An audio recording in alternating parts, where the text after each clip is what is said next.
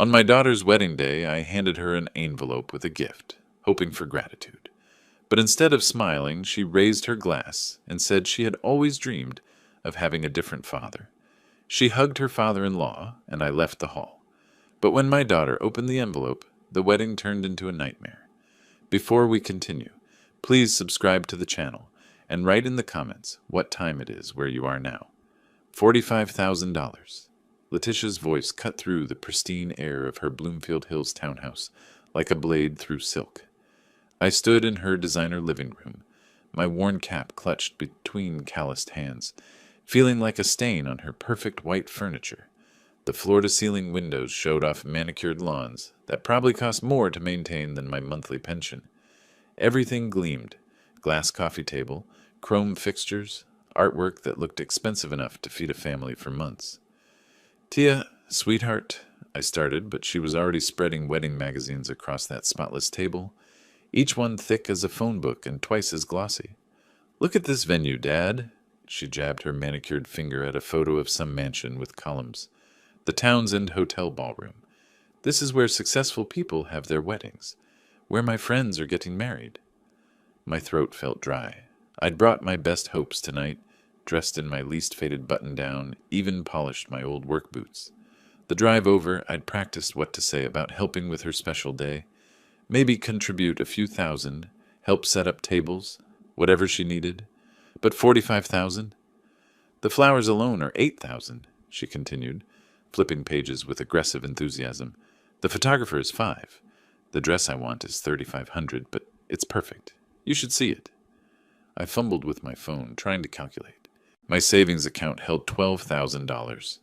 Every penny I'd managed to scrape together over 40 years at the Ford plant. Social Security barely covered my mortgage and groceries. "I have 12,000 in savings," I said quietly. "That's everything I can manage. But maybe with a small loan—" Letitia's face transformed. The excitement died, replaced by something cold and sharp. 12,000? Seriously?" She stood up, her voice rising. "Other fathers take out loans, sell cars, remortgage houses. What are you willing to do for your own daughter?" The words hit like physical blows. I'd raised this girl after Elena died, worked double shifts so she could have new clothes for school, sacrificed everything so she could go to college and become the successful marketing professional she was today. "Tia, I could try for a loan, but 45,000. I gestured helplessly around her expensive living room. "You're doing well for yourself. Maybe we could find something more." "More what? Cheap?" She threw a magazine onto the table so hard it scattered others. "You know what Marcus's father is paying for his sister's wedding? 60,000, and that's considered modest in their family." Marcus, her fiancé whose father owned half the restaurants in downtown Detroit. "I'm 35 years old, Dad. This is my one chance to have the wedding I deserve. My friends' fathers would move heaven and earth for their daughters. But you?" She looked me up and down, taking in my worn jacket, my nervous fidgeting. "You're just a failure." The word hung in the air like smoke from a house fire. "All my friends will have perfect weddings, and I have to settle for some backyard barbecue, because my father can't provide what every other parent manages. Do you know how embarrassing that is?" I wanted to speak, to explain about the plant closing early, about medical bills from Elena's cancer, about doing my best with what life gave me. But my voice wouldn't come. "You've had 35 years to figure out how to be successful, and this is what you have to show for it? $12,000? She walked to the door, her heels clicking on hardwood that probably cost more than my truck. "Just leave, Dad. I can't look at you right now." The door slammed with a sound that seemed to echo through my chest. I stood there for a moment in her perfect driveway, keys heavy in my hand, staring at my beat-up Ford surrounded by her neighbors' luxury cars. The evening air felt thick, pressing down on my shoulders like Elena's disapproval from wherever she was watching. The truck engine ticked as it cooled in my driveway, but I couldn't bring myself to get out. Through the windshield, my house looked smaller than usual. A modest 1960s ranch with paint that needed touching up and gutters that sagged slightly on the east side. Nothing like Letitia's showcase. When I finally went inside, the silence felt heavy. I turned on the lamp by Elena's old reading chair, the one I'd never moved from its spot by the window. She used to sit there evenings planning Letitia's future, talking about college and careers and the better life our daughter would have. The photos on the mantelpiece showed happier times: Letitia's high school graduation, her college degree ceremony, family dinners when Elena was still alive. In every picture, I looked proud. Had I been fooling myself all these years? Elena, what would you do? I spoke to the empty room. Our girl deserves happiness. Maybe I really am a failure if I can't give her what she wants. 40 years at the plant, and this is what I had to show for it.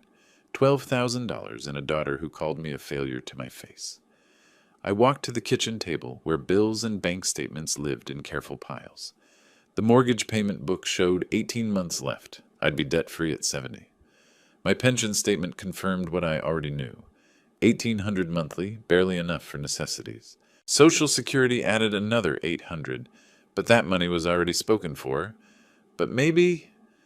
I picked up my phone and dialed the bank's 24-hour loan line. The automated system walked me through options until a human voice answered. This is Jennifer. How can I help you tonight? Yes, I'm interested in a personal loan. My voice sounded steadier than I felt. $45,000. I can transfer you to someone who can discuss loan options. May I have your name and social security number? As I provided the information, I thought about Elena's reaction to such financial risk. She'd been the careful one, the planner, but she'd also been the one who said love sometimes meant taking chances that scared you. The representative explained I'd need to come in for an appointment, bring documentation, discuss terms. The words washed over me like background noise. What mattered was the possibility. Maybe I couldn't be successful the way Dennis Hargrave was successful, but I could still be the father Letitia needed. She called me a failure. Maybe she was right, but failures don't love their daughters enough to risk everything. I found Elena's favorite tea in the kitchen cupboard, still there after 3 years. The smell brought back memories of her saying, "Dewey, that girl is our greatest achievement. Whatever it takes to see her happy." Tomorrow, I'd go to the bank. Tonight, I'd plan how to surprise Letitia with the full amount, plus my original savings. Maybe then she'd see that her old man wasn't quite finished yet. The alarm clock went off at 6:30 the next morning, but I'd been awake for hours. Chase Bank on Woodward Avenue looked more intimidating at 10 in the morning than it had any right to. Glass and steel reaching toward cloudy Detroit skies, security cameras tracking every movement, the kind of building where important financial decisions happen to important people. I straightened my best button-down shirt and checked the folder containing my documentation. Pension statements, Social Security papers, 40 years of steady employment history. Elena's voice whispered in my memory, "Stand tall, Dewey. You're as good as anyone." The lobby bustled with activity. Young professionals in expensive suits handled transactions that probably involved more money than I'd see in a lifetime. I took my place in line behind a woman discussing investment portfolios with casual confidence. Next, the loan officer, a professional woman around Letitia's age, gestured me toward her desk. Her nameplate read, "Sandra Williams, Personal Banking." "Mr. Gomez, please have a seat. I understand you're interested in a personal loan?" "Yes, ma'am. $45,000. It's for my daughter's wedding." Sandra's fingers clicked across her keyboard, pulling up my financial profile. Her expression remained neutral as numbers populated her screen. "I see you're retired from Ford Motor Company. 40 years of service, that's impressive. Your pension and Social Security provide steady income." She paused, reviewing details. "However, given your age and income level, there are some limitations we need to discuss." My chest tightened. "What kind of limitations?" "The maximum we can approve is $35,000. The interest rate would be 18% annually due to your age and fixed income situation." She turned her monitor toward me, showing calculations that made my head spin. "Are you certain about this commitment, Mr. Gomez?" 18%. I tried to calculate what that meant for monthly payments, but the numbers felt overwhelming. "Yes, I understand the risks. This is for my daughter." Sandra pulled out forms, her voice taking on a careful, professional tone. "The total repayment amount will be $52,000 over 5 years. Your monthly payment would be approximately $870. $870, more than half my pension. She's worth every penny. Where do I sign? The paperwork took an hour. Credit checks, identity verification, explanations of terms and conditions that felt like warnings. Other customers came and went, handling routine transactions while I made a decision that would change everything.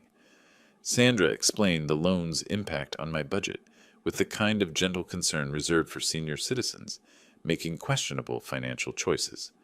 But she processed the application anyway, because the numbers barely worked. The credit approval came through faster than expected. Sandra printed documents, had me initial each page, explained payment schedules and late fee policies. The fluorescent lighting made everything feel clinical and serious, like signing away more than just money. The funds will be available immediately as a cashier's check, Sandra said, sliding the document across her desk. Mr. Gomez, I want to make sure you understand. This loan will significantly impact your monthly budget. I looked at the check. $35,000, plus my $12,000 in savings. $47,000 total. More than Letitia had demanded. Thank you, I said, tucking the check carefully into my jacket pocket. My daughter will be so surprised. Walking to my truck, I felt something I hadn't experienced in years. The pride of solving an impossible problem through sheer determination. Maybe I was just a factory worker, but I could still provide for my girl. The system had tried to stop me with age restrictions and income limitations, but love had found a way. I drove toward Bloomfield Hills with the cashier's check burning like hope in my pocket, already imagining Letitia's face when I handed her more money than she'd even asked for. The envelope felt heavier than it should as I rang Letitia's doorbell 2 hours later. Through the glass panels I could see her approaching in comfortable home clothes, yoga pants and an oversized sweater that probably cost more than my monthly grocery budget. Dad? She opened the door with mild surprise. What are you doing here? I stepped inside, practically bouncing with nervous excitement. The living room looked different somehow. More wedding magazines scattered across surfaces, expensive-looking vendor cards arranged like playing cards on the coffee table. Tia, sweetheart. I pulled the envelope from my jacket with ceremonial care. I took out a loan. Here's your $47,000 for the dream wedding. Her reaction wasn't what I expected. No gasp of joy, no grateful tears. Instead, she stared at the envelope like it was homework she'd forgotten about. Oh, Dad. Her voice carried a strange mixture of pity and annoyance. That's not needed anymore. Dennis is paying for the whole wedding. He said I deserve the best? The words hit like cold water. I stood there, arm extended, holding money that had cost me everything. But I took a loan at 18%. Well, just return it then. She waved her hand dismissively, already turning back toward her magazines. Dennis is doing this out of love for Marcus. Finally, someone understands I'm worth better than bargain shopping. Worth better, the phrase echoed in my head as I watched her flip through pages of expensive venues and designer dresses, all paid for by someone else's generosity. When did Dennis offer? I managed to ask. Yesterday afternoon. He called right after. She paused, realizing what she was about to say. Right after we talked, he said no daughter-in-law of his would settle for anything less than perfection. Yesterday afternoon. While I was at home, beating myself up for being a failure, planning to sacrifice my financial future, Dennis Hargrave had swooped in with his effortless wealth and made me irrelevant. Look at this venue. Letitia held up a glossy photo, her enthusiasm returning. The Townsend Hotel Grand Ballroom. Dennis booked it for the whole weekend. And this photographer, she did the governor's daughter's wedding last year. I pulled the envelope back to my chest, feeling foolish for ever thinking $47,000 was impressive to people who lived in this world. The flowers alone will be $12,000, she continued, not noticing my silence. Dennis said cost shouldn't matter when it comes to making me happy. Isn't that wonderful? Wonderful. Yes, it was wonderful that someone understood her worth. Someone who wasn't a retired factory worker living on a pension. Dad, are you okay? You look pale. Just tired, I lied, tucking the envelope back into my jacket. I should go return this to the bank. Good idea. No point in paying interest on money you don't need. She was already back to her magazines, planning a wedding funded by someone else's love. I walked to the door, my footsteps echoing in the pristine hallway. Behind me, I could hear her humming as she turned pages, completely absorbed in dreams that no longer required my sacrifice. "Thanks for thinking of me, though," she called out as I reached for the handle. "It's sweet that you tried." Sweet that I tried. Like a child's attempt at helping adults with real work. I sat in my truck for 10 minutes before starting the engine, staring at her house through windows that reflected nothing but my own confused face. 3 miles from Letitia's neighborhood, I had to pull over. My hands were shaking too badly to steer safely, and the envelope in my jacket felt like it was burning through the fabric. 40 years I gave her everything, and to her I'm just a backup plan, easily replaced by someone with deeper pockets. The parking lot of a closed auto parts store seemed appropriate. Empty, forgotten, like everything I thought I meant to my daughter. I turned off the engine and let the silence wash over me. "Elena, what would you say about our girl now? Would you still call her our girl, if you saw how easily she dismissed 40 years of love?" The drive home felt longer than usual. Detroit's industrial landscape rolled past my windows. Empty lots where factories used to stand, boarded up houses, the remnants of people who'd worked hard and got left behind. People like me. But first, I had business to handle. Sandra looked surprised when I walked back into Chase Bank 30 minutes before closing. "Mr. Gomez, is everything all right?" "I need to cancel the loan. Early repayment penalty, whatever it costs." Her professional smile flickered with concern. "Are you sure? We just processed this today. The penalty for early repayment is $500. I'll pay it. I don't need this loan." The paperwork took 15 minutes. Sandra kept glancing at me like she wanted to ask questions, but banking professionals knew when to mind their business. I signed forms, watched her process the cancellation, and handed back the cashier's check that had briefly represented my heroic sacrifice. "Your checking account will be debited for the penalty fee by tomorrow," she explained, sliding a receipt across her desk. $500 for the privilege of being humiliated. Money well spent. At home, the silence felt different. Not heavy like before, but clean somehow. I made Elena's favorite tea and sat in her reading chair, looking at the photos on the mantelpiece with new eyes. There was Letitia's high school graduation. In the picture, she was hugging me tight, whispering, "Thank you for everything, Dad. I couldn't have done this without you." College graduation. "You made this possible. I'll never forget what you sacrificed for me." When had gratitude turned into entitlement? When had my love become something she managed rather than treasured? Maybe it's time I stopped begging for crumbs of appreciation from my own daughter. The wedding invitation sat on my kitchen table. Elegant cream cardstock with gold lettering. "The honor of your presence is requested." Honor. What an interesting word choice. I picked up the phone to call Letitia, then set it down. Tomorrow would be soon enough. Tonight, I needed to think about what kind of father I wanted to be for whatever relationship we had left. The tea was Elena's blend, chamomile and mint. She used to say it helped her think clearly. I sipped it slowly, watching the evening light fade through windows that needed cleaning, in a house that needed repairs I couldn't afford since giving away my savings.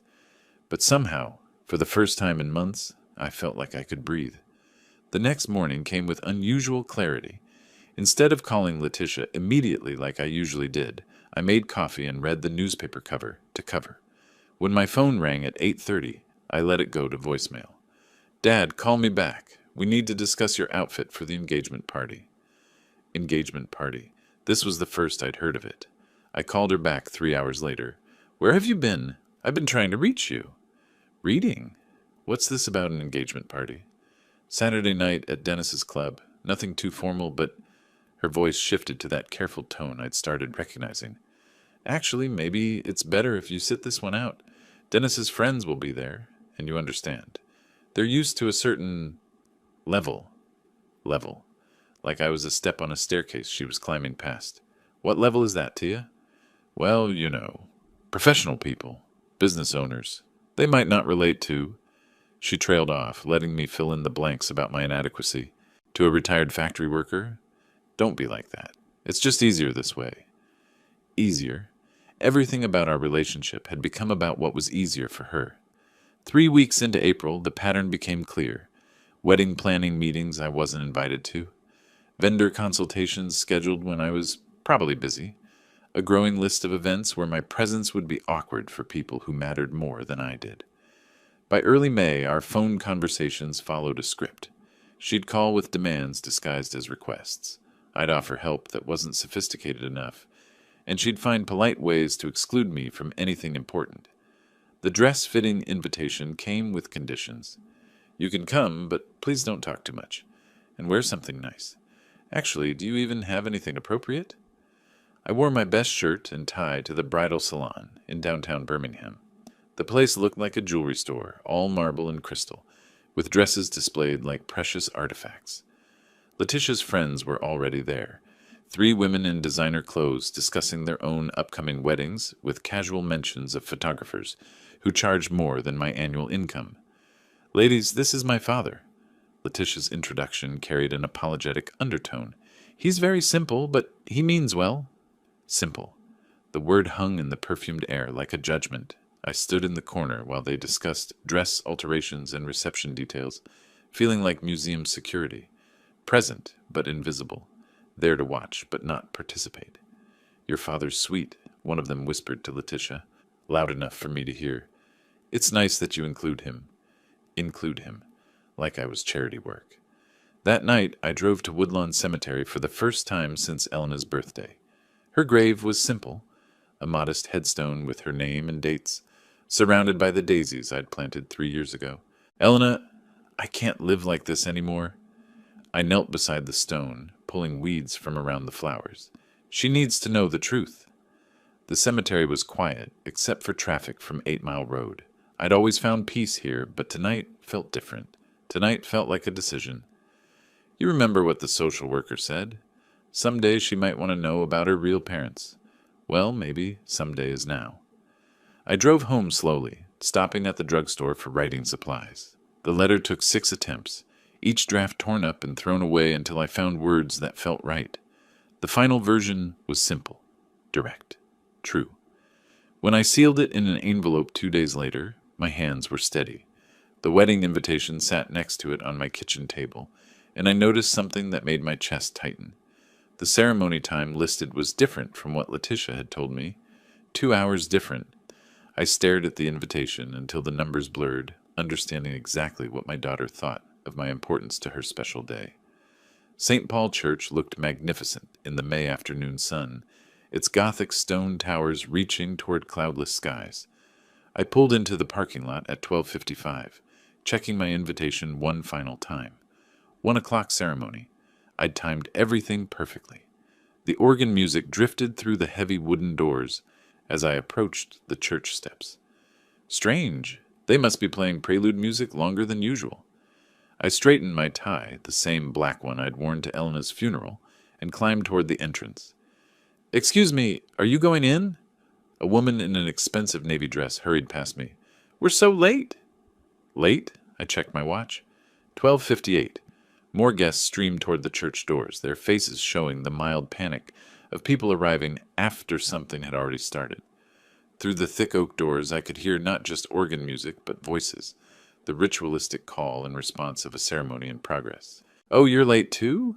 An older gentleman in a charcoal suit paused beside me, mopping his forehead with a handkerchief. The ceremony started at noon. Traffic on the lodge was terrible. My hand froze on the church door handle. Noon? Mine says 1 o'clock. He pulled out his invitation, cream cardstock identical to mine, except for one crucial detail. 12 o'clock, he read, then looked at my invitation with genuine confusion. That's strange. Are you family? The word stuck in my throat. I'm the bride's father. His eyebrows rose with sympathy and embarrassment. Oh, I thought that distinguished gentleman with the gray hair was her father, the one who walked her down the aisle. The distinguished gentleman with gray hair. Dennis. I compared our invitations side by side. His showed 12 p.m. in elegant script. Mine showed 1 p.m. in identical lettering. Both printed professionally, both appearing authentic, except mine had been deliberately altered to exclude me from the most important moment of my daughter's life. Probably just a printing error, the man said kindly, but his eyes showed he understood the implications. Through the stained glass windows, I could see the ceremony in progress. Letitia in white, radiant at the altar, Marcus beside her in his tuxedo. And there, in the front pew where I should have been sitting, Dennis Hargrave occupied the place of honor, reserved for the father of the bride, the father who had walked her down the aisle, the father who had given her away, the father who mattered. I stood on those stone steps, invitation trembling in my hand, understanding that 35 years of fatherhood had been erased with a simple printing change, reduced from the man who would proudly walk his daughter down the aisle to an unwanted afterthought, arriving too late to matter. The other guests had gone inside, leaving me alone with the weight of complete betrayal, not just excluded from the ceremony, deliberately deceived to ensure my absence from the moment that should have been mine by right. I folded the invitation carefully and walked back toward my truck, but stopped at the small park across the street. The sealed envelope in my jacket pocket felt heavier now, its contents no longer a last resort, but a necessity. Some truths could no longer wait for a convenient moment. The park bench offered a clear view of St. Paul Church, where late guests continued hurrying inside to catch what remained of the ceremony. I sat with an envelope in my hands, watching their expensive cars fill the parking lot, understanding finally that I had never belonged in Letitia's new world. 35 years of lies is enough. Time for her to learn the truth. I opened the original envelope I'd brought as a wedding gift, the one that had once contained $47,000 in desperate sacrifice. Empty now except for the letter I'd written during those long nights in May, when sleep wouldn't come, and Elena's memory whispered that some secrets were crueler than the truth. The handwritten pages felt substantial in my hands. 4 sheets of careful cursive, telling the story Letitia had never heard, about the phone call that changed everything, about a 16-year-old girl who couldn't keep her baby, about Elena and me, unable to have children, being offered a miracle we'd never expected. "My dear Tia," the letter began, "there are things you must know before you begin your new life. Things about who you really are and what you've lost today by choosing strangers over the man who raised you as his own." I folded the pages back into the wedding envelope, sealing it with the kind of finality that couldn't be undone. The money I'd originally planned to give her went back into my wallet. I was done being her financial resource. This gift would cost her something far more valuable than money. "Elena, forgive me, but she needs to know what she really lost today." The church bells began their announcement that the ceremony was ending. Through the stained glass windows, I could see movement as the wedding party prepared for their triumphant exit. Soon they would move to the reception area, where guests would offer congratulations and presents, where I would blend in like any other guest, carrying my gift with patience and purpose. I stood from the bench, brushing dust from my suit, the same dark suit I'd worn to Elena's funeral, to Letitia's college graduation, to every important moment of our life together. Today it would serve one final purpose. My reflection in my phone's camera showed a man I barely recognized. Not the desperate father who'd begged for scraps of appreciation, but someone who understood his own worth, someone who would no longer accept being diminished. The envelope felt light in my hand as I crossed the street toward the church. Behind me, the park bench sat empty, marking the spot where Dewey Gomez, the victim, had died, and someone else entirely had taken his place. The church doors opened as I approached, and the first wedding guests began emerging into the sunshine, their faces glowing with celebration. I joined the stream of well-wishers, moving with purpose toward the reception area. It was time to give my daughter the wedding gift she truly deserved. The reception area hummed with celebration as I entered, my envelope held casually at my side. Guests clustered around linen-covered tables, champagne glasses catching afternoon light through tall windows. The scent of expensive flowers filled the air, roses and lilies that probably cost more than my monthly pension. Letitia stood in the receiving line, resplendent in her wedding gown, greeting guests with the radiant smile I remembered from her childhood. Marcus beside her, Dennis hovering nearby like a proud patriarch, accepting congratulations for his generosity. I moved through the crowd purposefully but calmly, other guests parting respectfully when they realized I was approaching the bride. The father of the bride, finally arriving to offer his blessing. "Dad!" Letitia's face showed genuine relief, mixed with nervous energy. You came? I was worried when you weren't in the church. Sorry about the time confusion. Probably just a printing error. Her voice carried that practiced lightness she used when managing embarrassing situations, as if my exclusion from walking her down the aisle was merely an unfortunate mistake, rather than a calculated insult. Of course, I replied smoothly, stepping forward with my envelope. Just an error. Congratulations to you and Marcus. I presented the envelope with both hands, my voice taking on unusual gravity. Tia, I want you to have this gift. It's very important. Something in my tone made her actually look at me, really look, for the first time in months. The envelope appeared ordinary enough, cream-colored like all wedding gift envelopes, but my serious expression gave her pause. Thank you, Dad. That's so sweet of you. Sweet. The same dismissive word she'd used when I'd tried to sacrifice everything for her happiness. Dewey! Dennis approached with his arms extended, playing the gracious host. Finally we meet properly. Letitia has told me so much about you. I turned to face the man who had replaced me, offering my hand with steady composure. I'm sure she has. You've been very generous to our family. Nothing's too good for my new daughter, Dennis beamed, his arm settling around Letitia's shoulders with casual ownership. She deserves the very best, which apparently didn't include the man who had raised her. Dad, let me introduce you to some friends, Letitia said, already turning toward other guests. She handed my envelope to Marcus absently. Put this with the other gifts, honey. I watched the letter disappear into Marcus's hands, then get placed on the gift table among dozens of other presents. Somewhere in that pile of ribbon and wrapping paper sat the truth that would change everything. Such a beautiful ceremony, a guest commented to me. You must be so proud. Yes, I replied, my eyes following Letitia as she moved through the reception, accepting congratulations and praise. Very proud of how everything turned out. The photographer moved through the crowd, capturing moments of joy and celebration. I wondered if he'd photographed the gift-giving moment, preserving forever the instant when justice disguised itself as love.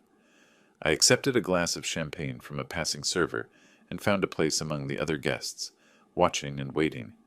Letitia was absorbed in her role as bride, greeting relatives and friends, basking in attention and admiration. The envelope sat unopened on the gift table, patient as a ticking clock. Soon enough, she would understand what it meant to lose a father who truly loved her. Soon enough, she would learn the difference between the man who had chosen to raise her and the stranger who had simply written a check. I sipped my champagne and smiled at fellow guests, playing the part of the proud father one final time. Crystal glasses chimed like wedding bells as guests gathered in a semicircle around the newlyweds. The Renaissance Center's floor-to-ceiling windows framed Detroit's skyline in golden afternoon light, creating the perfect backdrop for Letitia's moment of triumph. Everyone, please! She raised her champagne flute high, her voice carrying across the reception hall with practiced confidence. I want to thank everyone who made this day possible. The photographer positioned himself to capture her radiant smile, the designer gown catching light like spun silk. Around me, guests turned their attention toward the bride, faces expectant and warm. Especially Dennis, Letitia continued, her eyes finding him in the crowd. You've shown me what it means to have a father who truly cares. I've always wanted a different father, and finally, that dream has come true.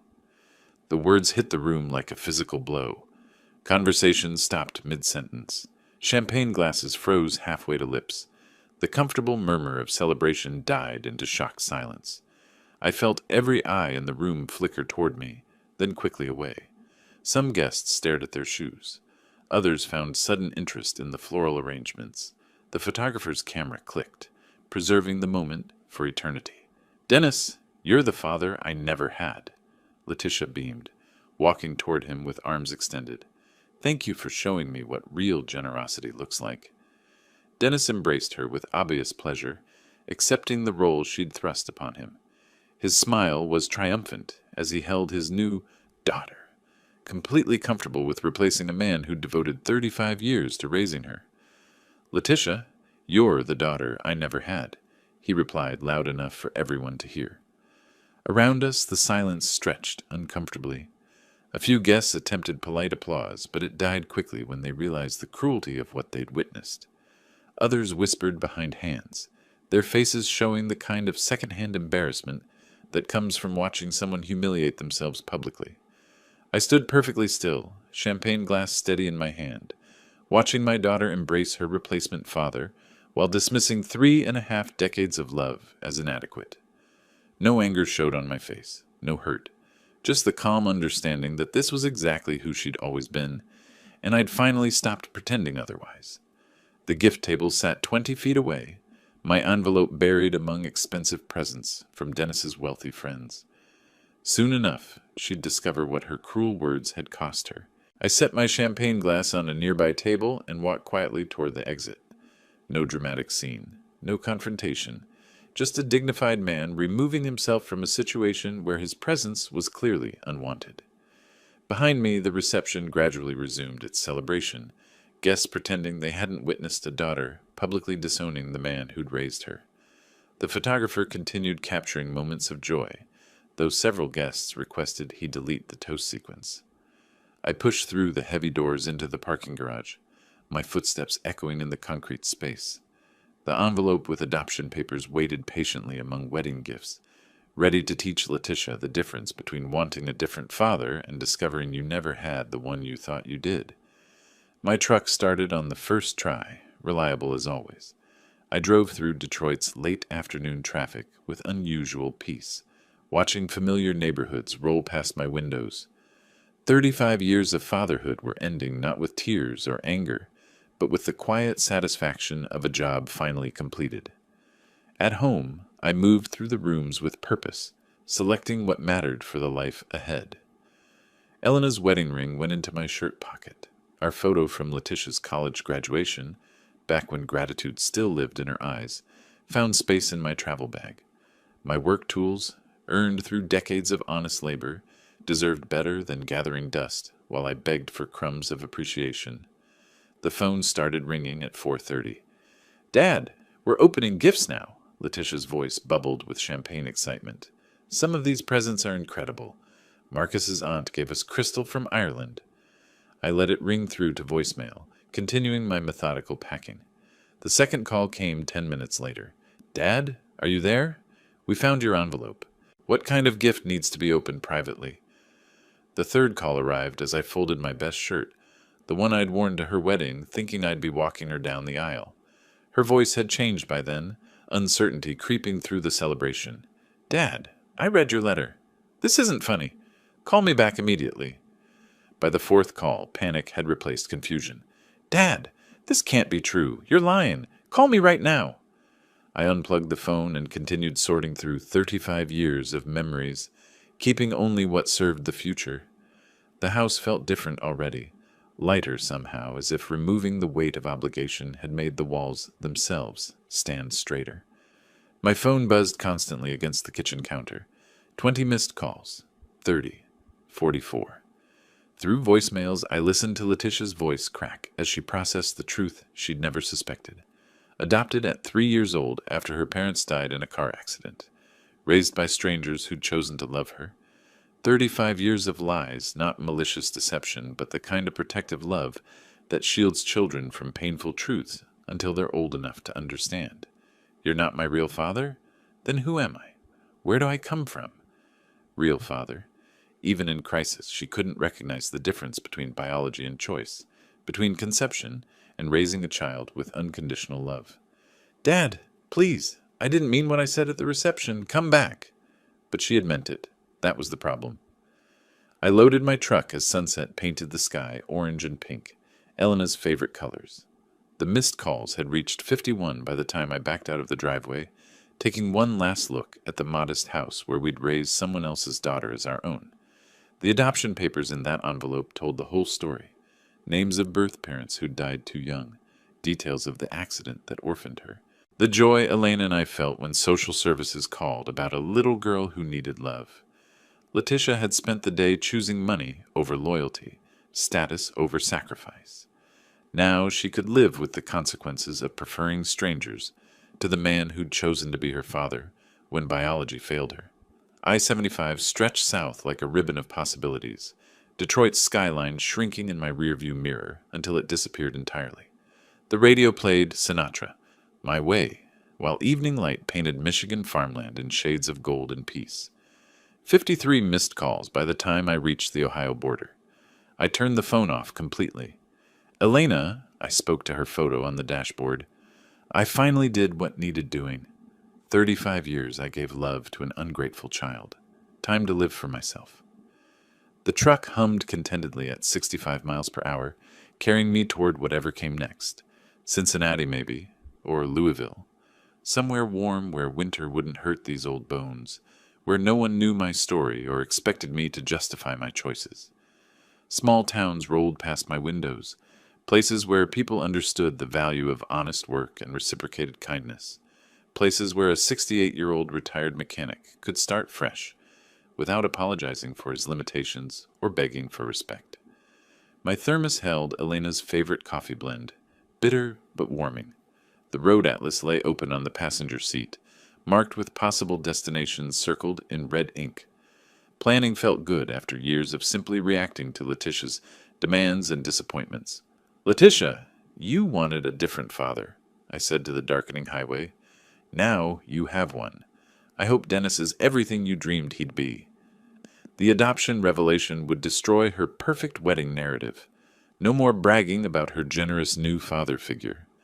No more casual cruelty toward the man who'd changed her diapers, taught her to ride a bike, worked double shifts to pay for her college education. Instead, she'd face questions about identity and belonging that money couldn't answer. Who was she really? Where did she come from? What had she lost by choosing wealth over love? Dennis Hargrave could buy her expensive weddings and designer gowns, but he couldn't give her back 35 years of genuine devotion. He couldn't explain bedtime stories or homework help or proud moments at graduations. He couldn't replace the foundation of unconditional love she'd just discovered was built by choice, not obligation. The highway signs counted down miles to new possibilities. Toledo, Dayton, places where I could be just Dewey Gomez, not the disappointing father of an ungrateful daughter. My truck's headlights carved through gathering darkness as I drove toward whatever tomorrow would bring. Behind me, Detroit held nothing I needed anymore. Ahead lay freedom I'd forgotten was possible. The phone stayed silent in my pocket, its 53 unanswered calls becoming ancient history with every mile. Letitia had made her choice long before today. The adoption letter simply helped her understand the full cost of choosing strangers over the man who'd chosen to love her when the world left her orphaned and alone. I was 68 years old, maybe 20 good years left, maybe more. They belonged to me now. The radio played late-night classics as I drove into my new beginning. Elena's photo catching dashboard, light like a blessing. Behind us lay 3 decades of sacrifice. Ahead stretched possibility and peace. Finally, I was free. If you like this story, please like this video, subscribe to the channel, and share your impressions of this story in the comments. To listen to the next story, click on the box on the left. Thank you for watching,